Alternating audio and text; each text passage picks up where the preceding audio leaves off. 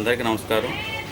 అఖిలాండ కోటి బ్రహ్మాండ నాయకుడు విశ్వ సృష్టికర్త అయినటువంటి విరాట్ విశ్వకర్మ భవన్ యొక్క జయంతి మహోత్సవం నిన్న ఘనంగా టౌన్ హాల్ రోడ్ నందు జరిగాయి. స్థానిక విశాఖ నగర విశ్వబ్రాహ్మణ సంఘం మరియు విశాఖ నగర స్వర్ణకార సంఘం, వీర బ్రహ్మేంద్ర స్వామి ఆలయ కమిటీ, అలాగే గాయత్రి విశ్వబ్రాహ్మణ కమ్యూనిటీ హాల్ అభివృద్ధి సంఘము, అలాగే గాయత్రి యువజన సేవా సంఘం మరియు స్వర్ణమాత సేవా సంఘం ఈ సంఘాల సంయుక్త ఆధ్వర్యంలో ప్రతి సంవత్సరం కూడా సుమారుగా అనాదిగా 40 సంవత్సరాల నుండి ఇక్కడ విశ్వకర్మ జయంతి మహోత్సవాలు ఘనంగా నిర్వహిస్తున్నారు.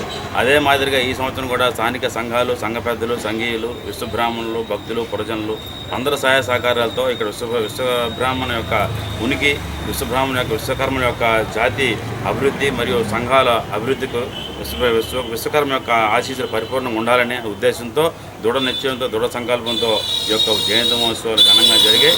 నిన్న మరి ఉదయం 10:30కి స్వామివారి పూజా కార్యక్రమం ప్రారంభించారు. పతాకావిష్కరణ కూడా జెండావిష్కరణ కూడా జరిగింది. మరి స్వామివారి యొక్క పతాకావిష్కి మా 38వ వార్డు కార్పొరేటర్ గోడు విజయలక్ష్మి నరసింహాచార్య ఇచ్చేసి వారి చేతి మీద పతాకావిష్కరణ జరిగింది. అలాగే స్వామివారి యొక్క ప్రారంభోత్సవం కూడా మా దక్షిణ నియోజకవర్గ శాసనసభ్యులు గౌరవనీయులు శ్రీ వంశీకృష్ణ శ్రీనివాస్ యాదవ్ గారి చేతుల మీదుగా కూడా ఇక్కడ జరిగింది.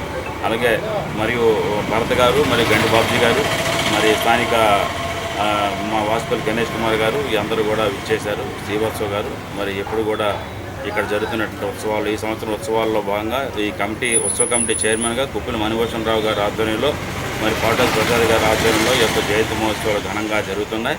మరి నిన్న 17వ తారీఖు నుంచి రేపు 23వ తారీఖు సోమవారం వరకు కూడా ఈ పంచరాత్రులు తదనంతరం మరి సోమవారం నిమజ్జన కార్యక్రమం చేయవలసిందిగా పెద్దలు దైవజ్ఞులు భావించారు. అదే మాదిరిగా మేము ఈ యొక్క కార్యక్రమాన్ని కూడా కొనసాగిస్తున్నాము. మరియు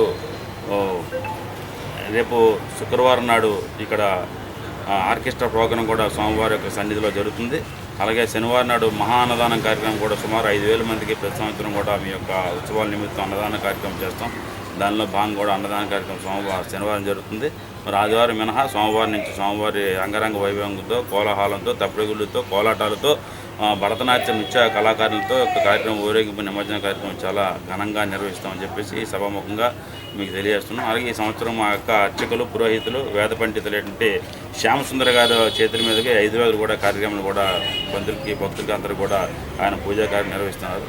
అలాగే మా మీడియా సోదరులకి, పెద్దలకి అందరూ కూడా మా ఉత్సవానికి ధన వస్తు రూపేణ సహాయాన్ని ప్రతి ఒక్కరి పేరున సోమవారం ఆశీస్సు పరిపూర్ణంగా ఉండాలని, వాళ్ళ కుటుంబ పిల్ల పాపలతో చల్లగా ఉండాలని కోరుకుంటూ విశాఖ నగర స్వర్ణకార సంఘం ముదపాకి రవి గారు అధ్యక్షులు, కదపూడి బ్రహ్మాజీ గారు ప్రధాన కార్యదర్శి, ఈయన్ని ప్రకాష్ గారు కోశాధికారిగా ఇక్కడ నిర్వహణ చేస్తున్నారు.